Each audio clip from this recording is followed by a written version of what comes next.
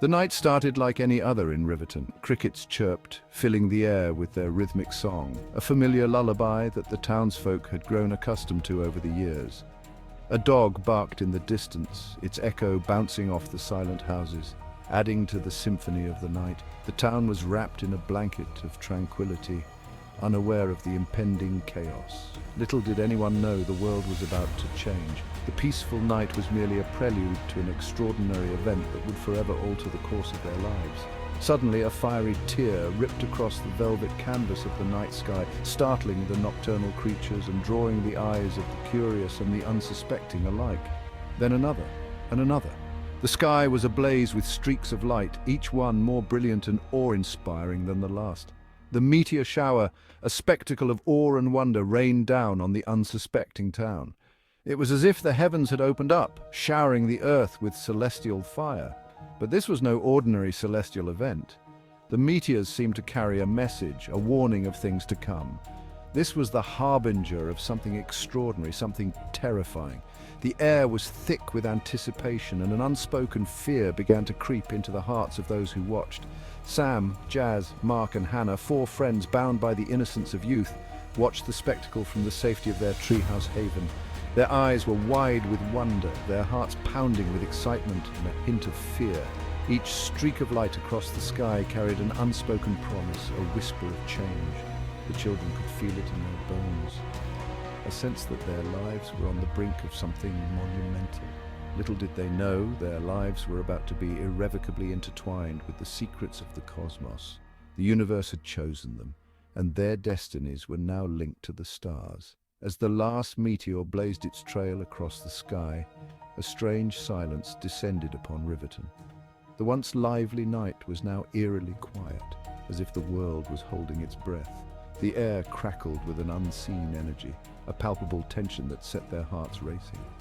It was as if the very fabric of reality was shifting, preparing for the arrival of something beyond comprehension. It was the silence before the storm, the calm before their world turned upside down.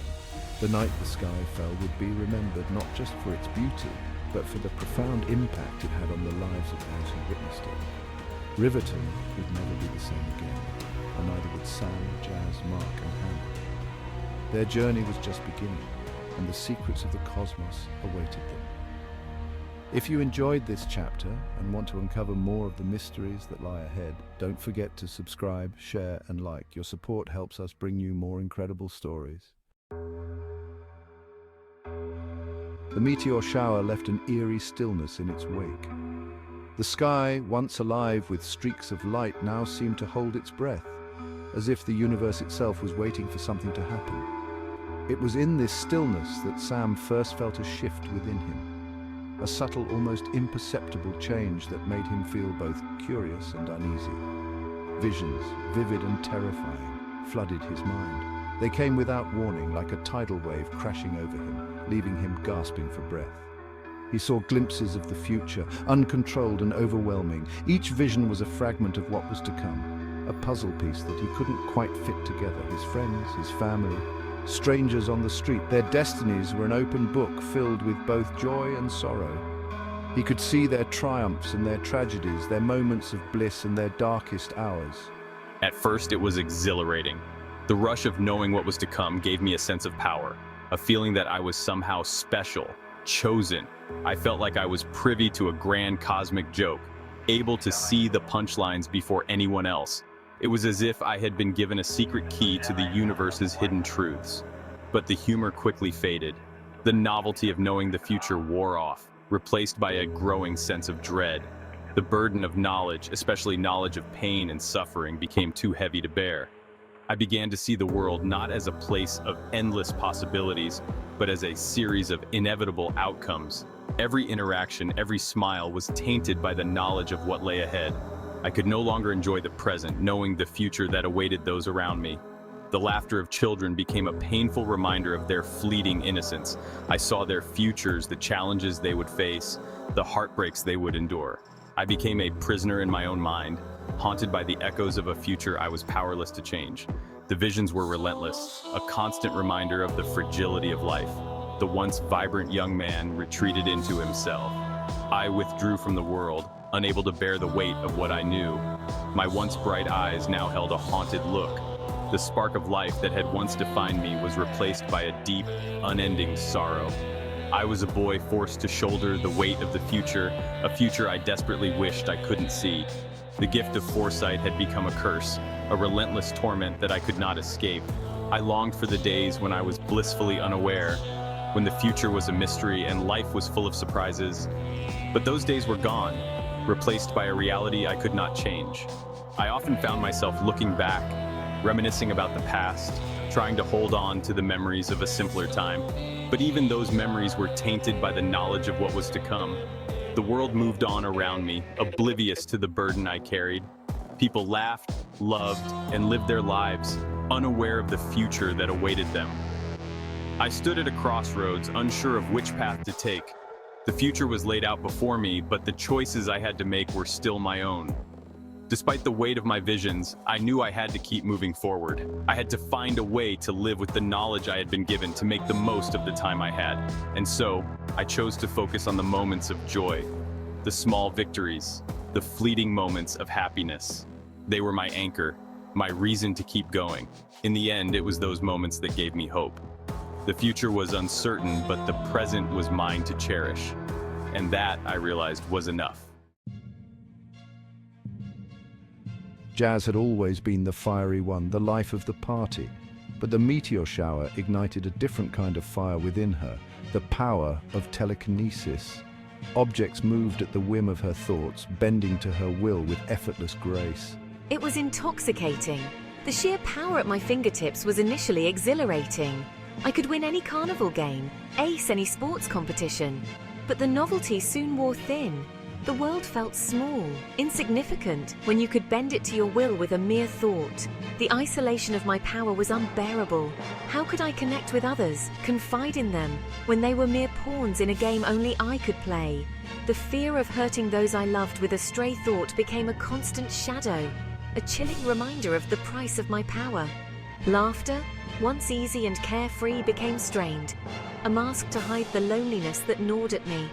The girl who could move mountains with her mind felt utterly powerless against the invisible chains of her gift. Mark had always been the quiet observer, the silent listener of the group. The meteor shower amplified this ability tenfold, transforming him into a telepath.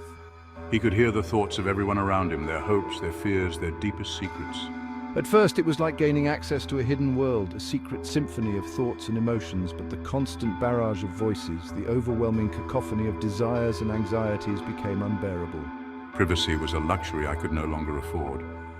Every conversation felt superficial, every interaction tainted by the knowledge of the other person's true thoughts.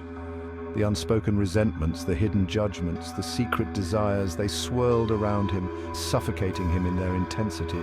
Silence, once a source of comfort, became an unattainable dream. I was trapped in a prison of other people's thoughts, a captive audience to the endless dramas unfolding in their minds. Hannah had always been the nurturer, the one with a gentle touch and a kind word. From a young age, she was the one who would rush to the aid of a friend who had fallen or offer a shoulder to cry on. Her empathy was boundless, and her heart seemed to have an infinite capacity for love and care. After the meteor shower, her empathy deepened into something far more profound, the power to heal. It was as if the universe had bestowed upon her a gift that was both extraordinary and overwhelming. The night of the meteor shower was magical, and as she watched the sky light up with streaks of light, she felt a strange sensation wash over her. A touch, a word, a simple thought from me could mend broken bones and soothe aching hearts. It was an incredible feeling to know that I could make such a difference in someone's life. The first time I healed someone, it was almost instinctual. A friend had twisted their ankle, and without thinking, I placed my hand on it. Within moments, the pain was gone, and the swelling had disappeared. The ability to alleviate suffering should have been a blessing, a gift. Hannah thought she'd found her true calling, a way to use her empathy to bring joy and relief to others. She imagined a future where she could travel the world, healing the sick and comforting the distressed. But with every instance of healing, Hannah felt the pain of the other person as if it were her own. The first time it happened, she was taken aback. The sharp, searing pain of a broken bone shot through her arm as she healed a child who had fallen from a tree. She realized that her gift came with a heavy price. Every broken bone, every ounce of grief, every shred of despair, it flowed through me, leaving me drained and emotionally scarred. The emotional toll was immense. I could feel the weight of their sorrow, the depth of their despair. It was as if their pain became a part of me, and I carried it with me long after the healing was done. The joy of healing was always outweighed by the crippling weight of the pain she absorbed. Hannah began to dread the moments when someone would come to her for help. She knew she couldn't turn them away, but each act of healing left her more and more depleted. The emotional burden was becoming too much to bear.